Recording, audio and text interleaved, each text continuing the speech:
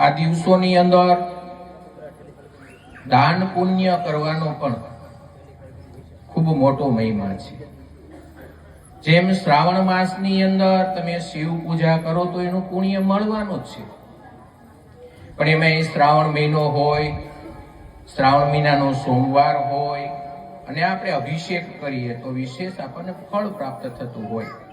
એવી જ રીતે સંક્રાંતિના દિવસે દાન પુણ્ય કરવાનો એ ઉત્તમ દિવસ ગણવામાં આવ્યો છે.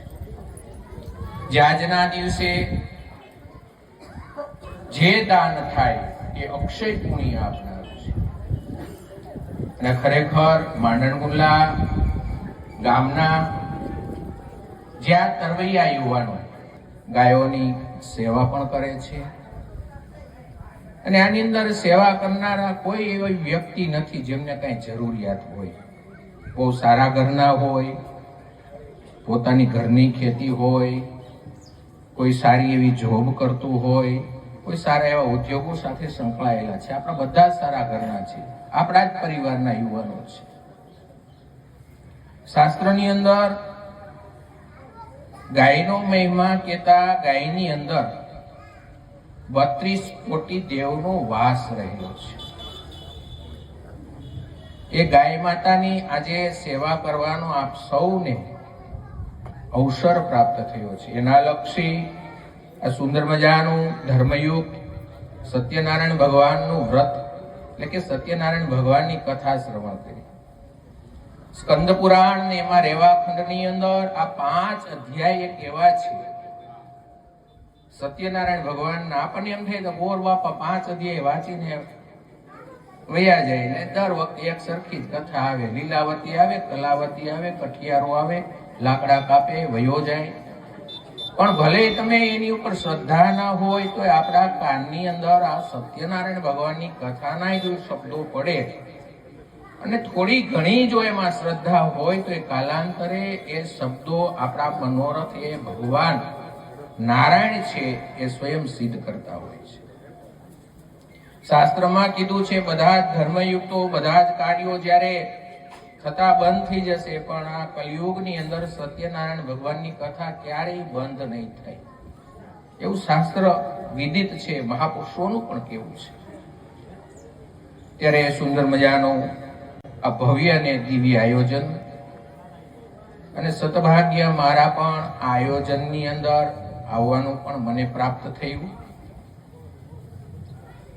અહીંયા હમણાં જ આ ગેટની અંદર પ્રવેશ થતા એક સુંદર મજાનું એક બેનર જોયું કે જે આપણે આ ગૌશાળાની અંદર ગાયો માટે ઘાસચારો ભરવાનું એક સરસ મજાનું ગોડાઉન બનાવવું છે કે જેથી કરી એની અંદર જે કઈ ચારો હોય આપણે વર્ષ દિવસનો ભરીએ તો સારો રહે અને વ્યવસ્થિત રૂપની અંદર હચવાય. કારણ કે અત્યારે આ ઘાસચારો કેટલો મોંઘો છે, આપણે બધા ખેડૂત છીએ, આપણને ખબર છે. અને સાથે સાથે જે કાંઈ આ યુવાનો તનતોડ મહેનત કરે છે એ આપણી સામે જ છે. આ કોઈની પ્રશંસા કરવી, વખાણ કરવા એવું છે જ નહીં. તમે બધા સેવા જોવો છો. તો આવનારા સમયની અંદર ભવ્ય અને દિવ્ય ગાયોના ઘાસચારા માટે એક સુંદર મજાનું ગોડાઉનનું ખાતમુહૂર્ત પણ થવાનું છે. અને ગાયોની સેવા થતી હોય, આપણે બધા વૈષ્ણવો છીએ. ગાયો તો ઠાકોરજીને પણ અતિ પ્રિય હતી. તો ગૌ સેવા ઠાકોરજીને વાલામાં વાલી હોય તો એક ગાય છે. ઠાકોરજીને જેમ સખડી અને સખડીના ભોગ લગાવીએ એવી એક સાથે 33 કોટી દેવને આપણે રાજભોગ લગાવવા હોય, 56 ભોગ લગાવવા હોય તો આપણે 33 કોટી દેવને ગોતવા પડે. પણ એક માત્ર ગાયને ઘાસ પેટે કાંઈ અનુદાન આપીએ, નોછાવર અર્પણ કરીએ, કોઈ લીલું ઘાસની વ્યવસ્થા કરીએ, સૂકા ઘાસની ખોળની વ્યવસ્થા કરીએ તો એક સાથે એ 32 કોટી દેવનો રાજભોગ થઈ જાય છે. જ્યારે આ સુંદર મજાનો વિચાર આ યુવાનોને જ્યારે આવ્યો છે ત્યારે આ યુવાનોને આપણે એક વખત જોરદાર તાલીઓના હર્ષનાદ સાથે વધાવીએ. ભવિષ્યમાં નિર્માણ થવાનું છે, એમનું ખાતમુહૂર્ત પણ થવાનું છે અને ઠાકોરજી એ કાર્ય સંપન્ન પણ કરાવશે. કોઈ અનુદાનની અહીંથી અપીલ કરવામાં આવતી નથી, પણ જ્યારે એમનું ખાતમુહૂર્ત કરવામાં આવે અને જ્યારે જરૂરિયાત થાય, આમાંથી એવોય નથી અને તમને ઈચ્છા પણ થાય તો એની અંદર અત્યારે પણ તમે અનુદાન આપી શકો છો. આ ગાયો માટે ઘાસચારાના ગોડાઉનની અંદર આજે મકર સંક્રાંતિ જેવો પર્વ છે ને આજના દિવસે કરેલું દાન પુણ્ય એ અક્ષય હોય છે. તો એ હિસાબેથી આ ગોડાઉનના ખાતમુહૂર્તની અંદર 11,000 રૂપિયા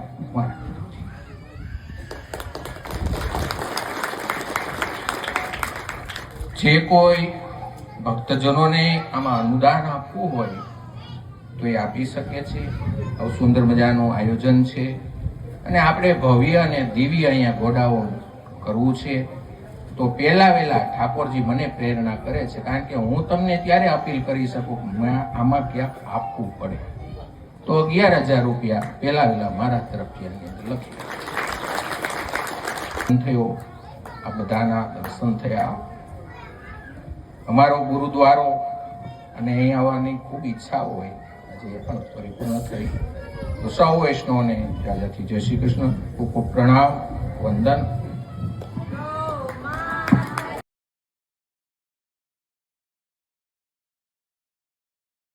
આ જય ભગવાન ગૌશાળાને આજના દિવસે આપેલ સાથ સહકાર બદલ જય ભગવાન ગૌશાળા તમામનો હાર્દિક સ્વાગત કરે છે, તેમજ હાર્દિક અભિનંદન અને તમામનો ગૌશાળા પરિવાર વતી ભાવપૂર્વક આભાર વ્યક્ત કરે છે.